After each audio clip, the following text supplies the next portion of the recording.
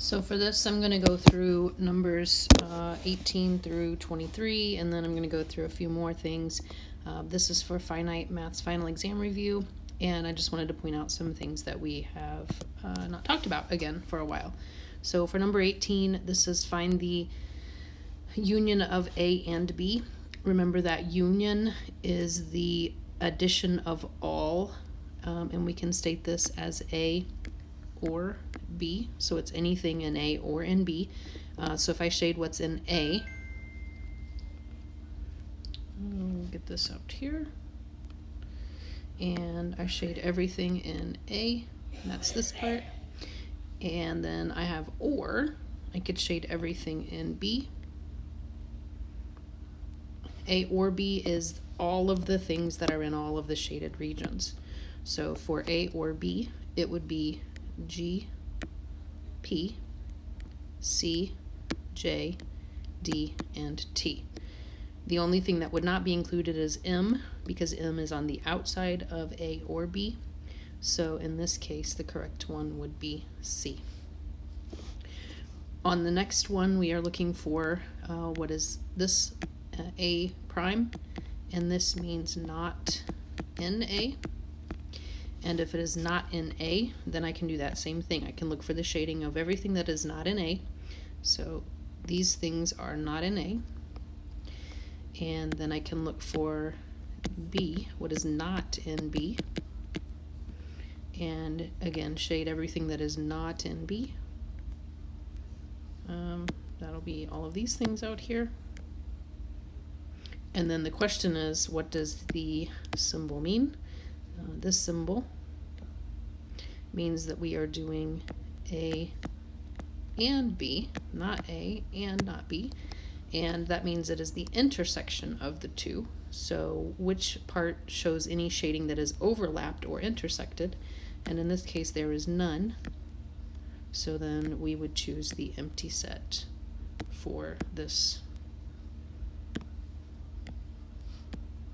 empty set.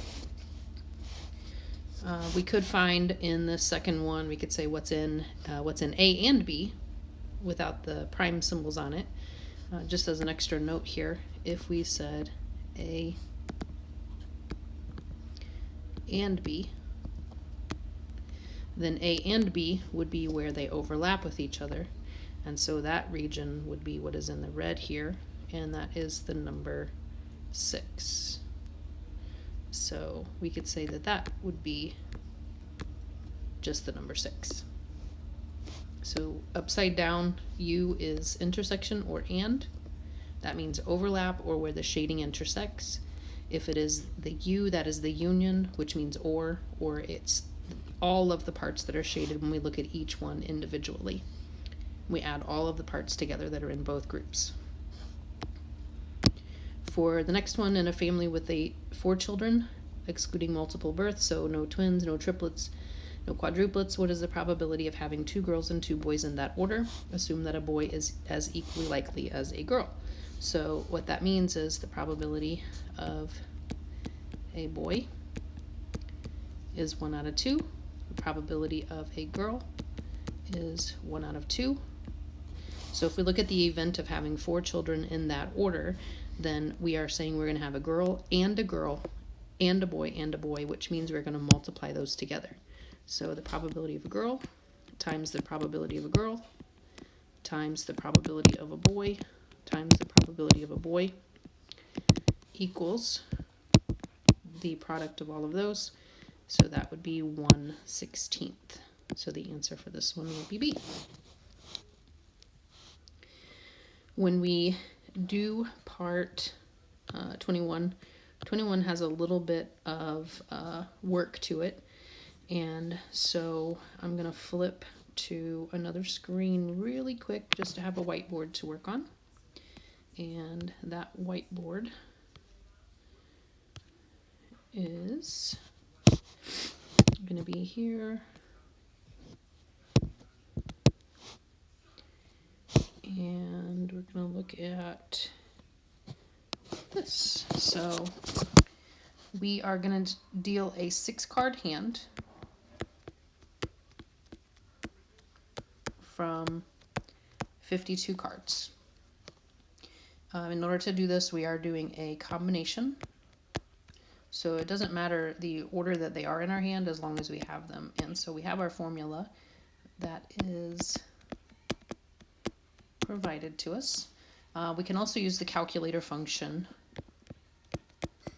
to do the NCR button within the calculator. Make sure you put N first and then hit the NCR button and then R. So you have a couple different ways to do this. Because this is a probability, we are also going to have to think about it having a numerator and a denominator. So for a 6-card hand, we're going to do 52C6. We are going to take 3 jacks. In a deck of cards, there are 4 jacks. We want to choose 3 of them. And also, there are 4 aces, and we want to choose 3 of them. So this is for the jacks, this is for the aces, and we have to multiply them together. The probability creates a denominator, and so when we put that into our calculator, we will get 16 over, go back to our document, 16 over double this amount here.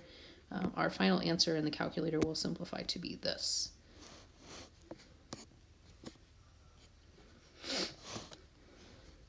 Okay, on number 22, we're looking at the probability of x given a. Again, that is a formula.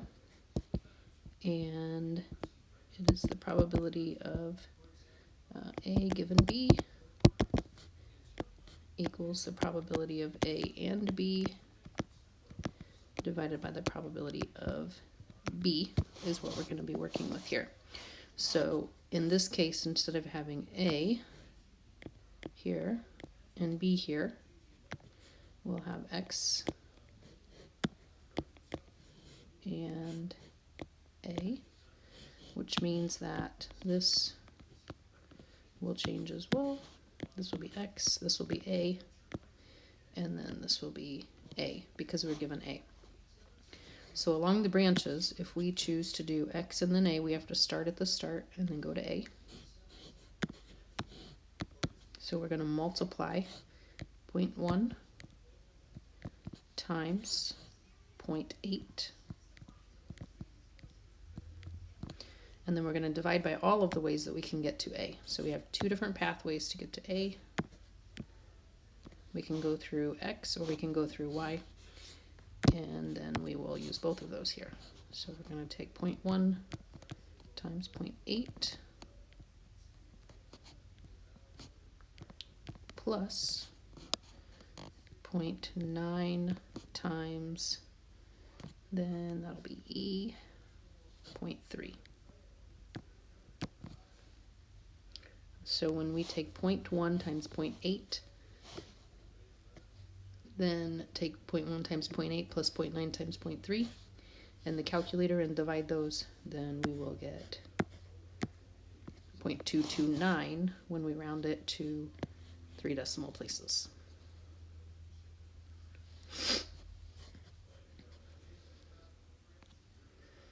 And then the last one on this section is to do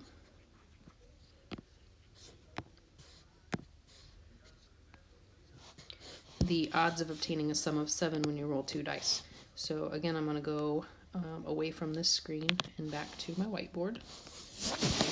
And I'm going to add an extra page in here. So the odds of rolling a sum of 7 on 2 dice. So if we do 1, 2, 3, 4, 5, 6, 1, 2, 3, 4, 5, 6, and then take those sums, we get 2, 3, 4, 5, 6, 7, 3, 4, 5, 6, 7, 8, 4, 5, 6, 7, 8, 9, 6, 7, 8, 9, 10, 6, 7, 8, 9, 10, 11, and 7, 8, 9, 10, 11, and 12.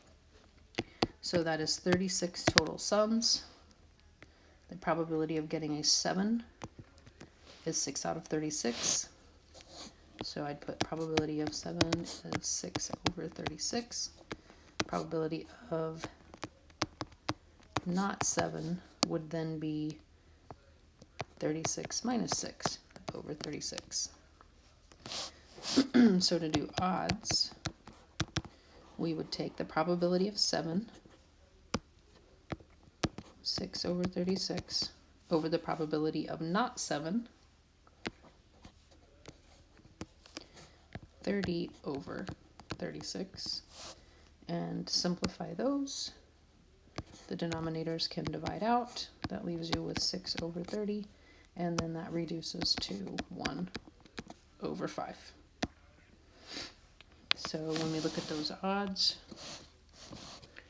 1 over 5 can be written as 1 to 5.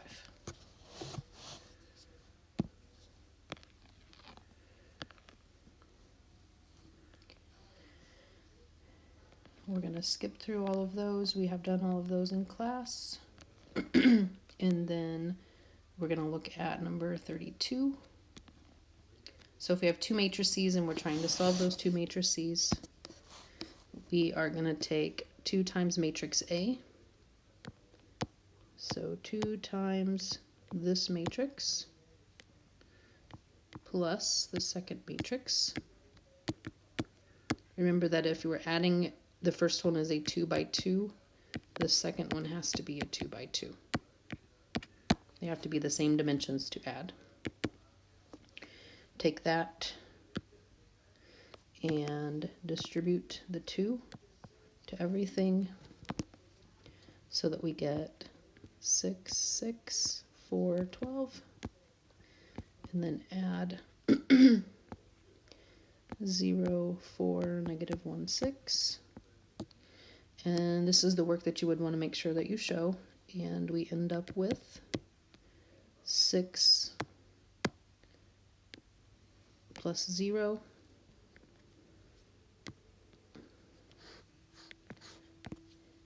6 plus 4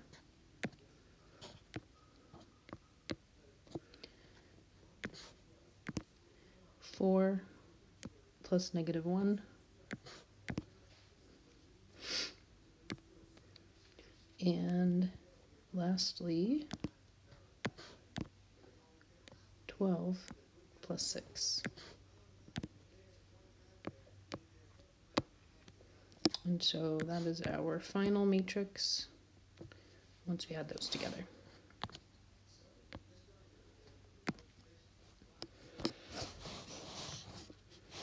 All right, 2 more to go, and then I'm going to cut this one out and post it.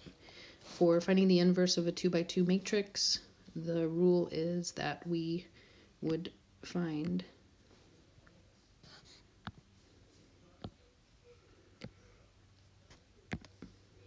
A inverse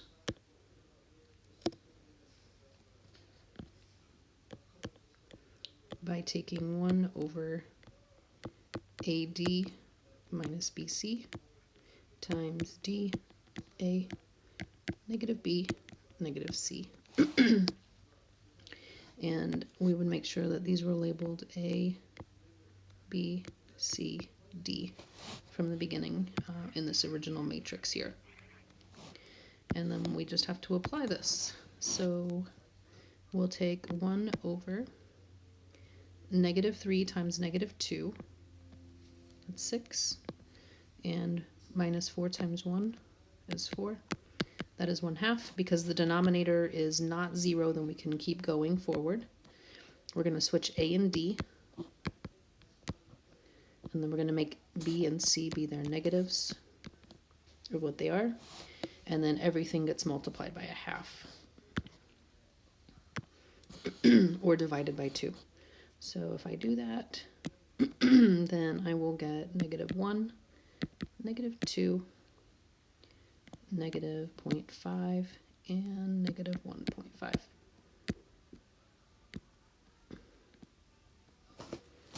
And so finding the inverse of a matrix then can be applied in the process of this, where we're trying to solve the matrix equation.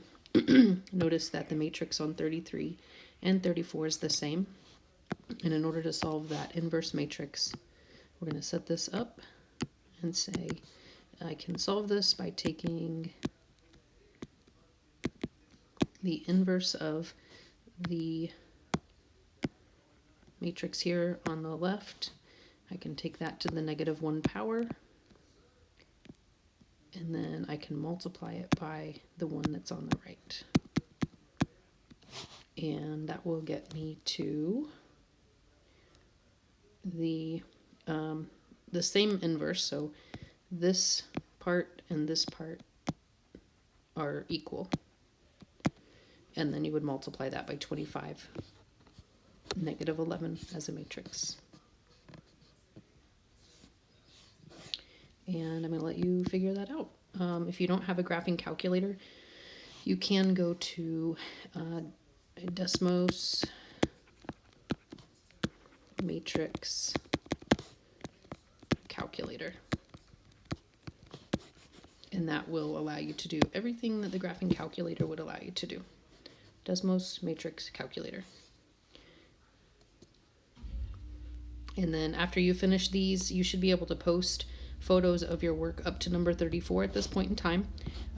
Plus you have finished, you're supposed to have finished 35, 36, 37, and then in my next video I will go through 38 through 44, and then I'll do 46, 47, 48, and 49. So if you want to keep up and make sure you're ready and turning this in, maybe by tomorrow or Thursday, then make sure you do those.